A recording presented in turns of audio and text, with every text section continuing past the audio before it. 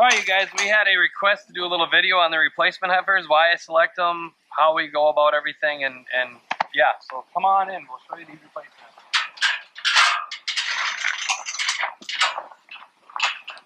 All right, welcome in. Welcome in. This is the class of 2022. We have some A.I. calves in here, and right here is 22R, for instance. This is out of America, which is Shop Angus Valley, SAV, out by Bismarck there, or St. Anthony. I used some straws of the America Bull, and that's probably one of my best cows. You probably have seen that 2210 roll through in the chute in one of the videos. That's one of her daughters. And that America Bull he sold for like $1 million. Yeah, and change. I only put that bull semen in the cattle that I really knew were ovulating. They had a good response, so that's the one we used. So. And it's a perfect cross because that's your favorite cow. Yeah, and I got lucky, right? And I got a great America daughter. We got a few America daughters out here. Right here, 23 red. A little more frame to her. She's out of Quantum, which is a Gardner Angus Ranch bull out of Select Sires. Okay, so why don't you tell us what you look for in a heifer calf when you're deciding to keep back for breeding purposes or sell in the fall? Absolutely. Okay, so come over here to the side shot of this one right here. So 23 set up really nice for us right now. 23's got length in her body from front shoulder to back hip. She's got good length. She's got a nice even top to her. She's got a lot of hip. She's got a lot of height to her, a lot of growth there. And I tell you what, she's definitely feminine looking. She's very, very just well set up cow, or heifer. Like I said, that's kind of what I'm looking for. The other big things are the two major keys for me, and I'll just even throw in a third, is the feet and the bag. If they've got good feet under them, and if they got good bags. So you mean the mom yes, of these babies? Yep. Right? Yep, and usually those genetics carry on very consistently. So good feet and good bags. If the mother has them, and you A.I. them to these top tier bulls that have them as well, that are all in we go everything through genetics these days, all the EPDs, all the traits, you got to use them. They're the best tools in the toolbox. So that's what I'm looking at right now. I'm looking at these mama cows. If they've got good feet, good bags, their daughters are more than likely going to have them, especially if you pair them up with bulls that got those same traits. So a lot of these heifers, we only have 15 heifers out of 130 cows that calved last year. We only kept back our top 15 heifers. That's what's standing in this pen here right now. So are any of these heifers and the third one in that one was feet, bags, and docility. I don't want anything with a temperament. So if the mom's got a temperament, or if she's skittish when you're working with her or calving with her, usually that spooky trait carries on with these calves. And the thing that helps is these calves are bunk fed here. You don't see them running away from me. I'm talking out loud here. I'm walking around throwing my hands. These calves are more or less curious, walking up to us, seeing what's going on. So those are my three big traits: feet, bags, and docility. And when I'm looking at these calves, like I said, that separates them. If we were to look at those calves in the group this past fall on September 26th, when we weaned these calves, you'd see the difference in the height, that hip, that length, that phenotype.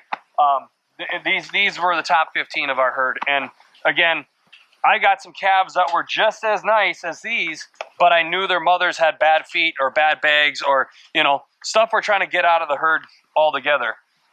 We're getting rid of them. So that's the only way to get it out is to breed it out. Yep, you have to just keep cleaning it out. So pull it out. And we don't by any means, I'm not knocking what we got. It's just one of those things where, after about 8 years of drying up a cow and then re-bringing in that bag every February, March to milk these, eventually you get bags that start to lose a quarter, or you get some mastitis or stuff like that. That will happen with an aged cow, but a lot of these calves are out of cows that doesn't happen to. And hell, 2210 right here, her mother still has got as nice as bag as she did when she was a bred heifer, and she's coming 11 years old this year.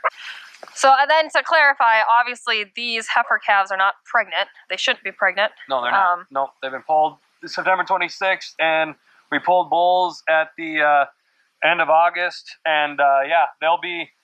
But they'll get bred in May.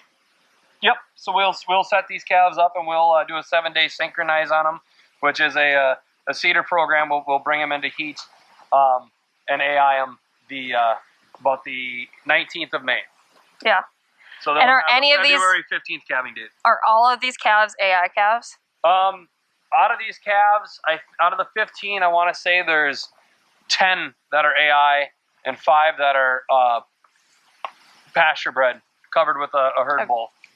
Roscoe, what are you doing? Papa baby, he's a good boy. So, right now they're in this lot by themselves, but when will they be leaving and joining the cow herd? They'll be leaving and joining the cow herd here in about another 3 weeks. They'll be leaving here, and they'll start getting a little bit of tough love. Yeah, they got to join the cows. They have to learn to be part of the herd, right? I firmly believe in it's okay to wean them and put them on specialty feed, and you know, right here they got this nice windbreak in the shed, and they always have nice clean straw. They're relatively clean for having the terrible winter we've had so far. They get salt and lick tub, and everything's right here cozy for them in their bale feeder. But this spoon feeding only lasts so long. I like these heifers to learn how to become cows essentially. So they're going to go to the bunk side. They're going to go to the bunk and get corn silage and ground hay. They're going to learn to fight for that alfalfa around the bale feeder. They're going to end up being around the cows when they're calving and these calves are around. So that'll be in another 3 weeks. Otherwise, I firmly believe you push these and spoon feed them long enough, these heifers fall apart on you. You know, once they get to pasture and they realize, hey, I got to, you know, breeding season, and they got to kind of go to strictly grass. They've had that spoon-fed diet the whole time. I just disagree with it. So yeah, just what works for us. I mean, that works for other people, but yeah, they don't fall apart by any means. Like I said, we'll weigh these calves to the barn before I kick them out.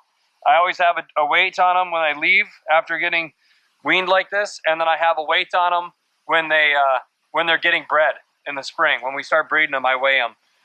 Right here's another America daughter. Like I said, these calves, they're not flighty. They're not spooky at all.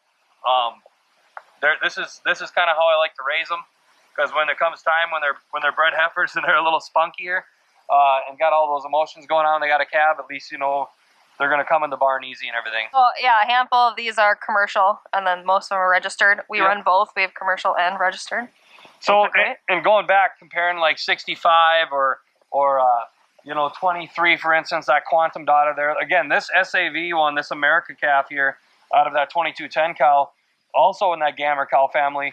She's level top. She's a little smaller framed, obviously, but the big thing is when you have these cattle, on this feed and doing all this, and you're weaning off calves that are 700 some odd pounds, and the moms say 1350, 1400, they're doing their job. These cattle should be weaning off half their body weight in that time span. So say these calves are born February 21st, and by September 26th, and they go down the road, if that cow is not within, I always think of it, it's not within 50 or 75 pounds of its body weight, half its body weight, is she really doing her job?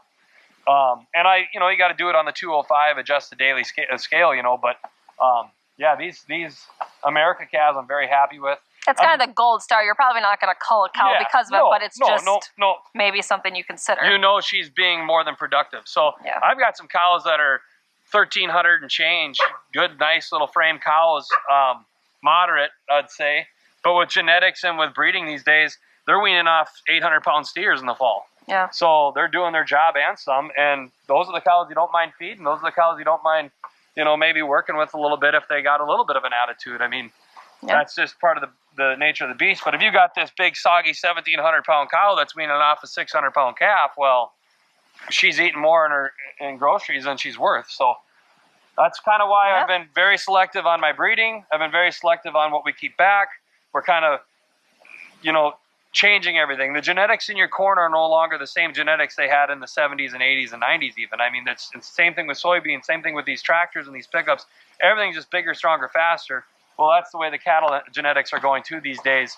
When you start looking at lining up the correct breedings and using these EPDs and using these genetic traits, rather now they're doing the claw and the hoof and your bag scores and stuff. So you really can fine tune a herd into exactly what you want, and that's the kind of the nice thing. But we can't do it all in overnight, so you have to keep back only so many heifers every year because we still got to sell some calves to make money.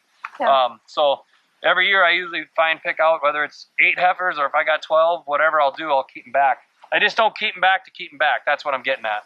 And eventually it'll just be all raised cows. I mean, you don't really buy any cows. You'll buy a heifer here and there, but it would be a closed herd if we started raising our own bulls, and we did that for a little bit. We were using AI bulls and doing that, but then we started walking a fine line of sisters and mothers and stuff like that. So we sold a bunch of bulls off, and we got the herd kind of where we wanted a little bit. You're more focused on raising heifers, not bulls. Yeah. You'll just go buy bulls. There's a lot of good bulls around. Yeah. And like I said, we only keep back a select handful every year, but we don't have 300 head to choose back our top 50 heifers. We don't have that, or even top 30 heifers. Same scale though. Right, it's the same scale. We run a 120 cow calf operation usually, is what we're usually calving out. We're down a few this year, but we culled hard. We're getting rid of a lot of that stuff in the past that, when it's 25 below out and the wind's howling and you got to go take care of a cow in the barn just because that calf needs help nursing on a bad bag, or if she's a wild cow and she don't want to take to her calf right, or she can hardly hobble around anymore because she's 8 years old and her feet are already gone. I mean, that stuff is just, get it out of there. No one's got time for that when you're in the calving season. It's just extra work. So that's what we've really been culling that out of the herd and getting it out of here. And with that being said, A.I'ng is the fastest way to improve your genetic potential in your herd. Mm-hmm. There's no other faster way to do it. You're now taking world-class bulls and you're putting them into your own cattle. And I don't care if you got mediocre cattle, but if you take that bull and throw it in there, you just upped her potential big time. So now you got a replacement heifer out of those cattle. So we do all our A.I'ng through Select Sires mainly. Yep. So if you if you're interested in that, check out Select Sires. Big time in our area. We have a good relationship with Select Sires. But what's the other one? ABS. ABS. You have Gen X. You have there's a whole handful of them. But like I said, we have a good relationship up here at Select Sires, and they do a fantastic job, and they fit into our schedule. That was my first 21. Would be my first heifer born in 2022, and she's laying there. She got some short ears, and I'll tell you what, it's not always fun. It's not always fun in games when it's calving season and 20 below out. I'll tell you that much. And just the slightest amount of frost can take those ears like that. Yeah. So, she's still a good mom. And that's not always because of the cold. If the mother licks her ears and it is cold, she can even cause it to freeze. So that's a tough thing. Yep. But I like that 23 back here. Show her again. I really like the way she turned out. That right there is that's a quantum daughter. And just long framed, big hipped, feminine head, clean front end. She walks great. She's got good feet. That's going to be a nice heifer. And she's going to be big too. She's well made. And that's kind of what I would take, if I could, and put that in a box. I'd take about 150 of them right there. All right, well, that was basically a review on the heifers. We were asked to do that one. If you have any other questions or comments, be sure to let me know. I love talking cattle as much as I like talking hay. It really comes down to genetics. Yeah, that's what it is. So yeah, it's genetics, just like anything these days. So, it's a passion. Like I said, I sit back and I laughed the other day. I said we could have sold all the hay and went down south this winter, but I've got this disease of just absolutely loving my cattle and loving the ranch life of it. So I keep back my hay and I feed them and I raise them, and I wouldn't do anything else in the world. This is the best. All right, see you, heifers. Oh, and they get perked as a friend. Yeah, they have perks. That's a stud horse. I think he likes them, probably. Oh, yeah, for sure. Yeah. All right, later, YouTube.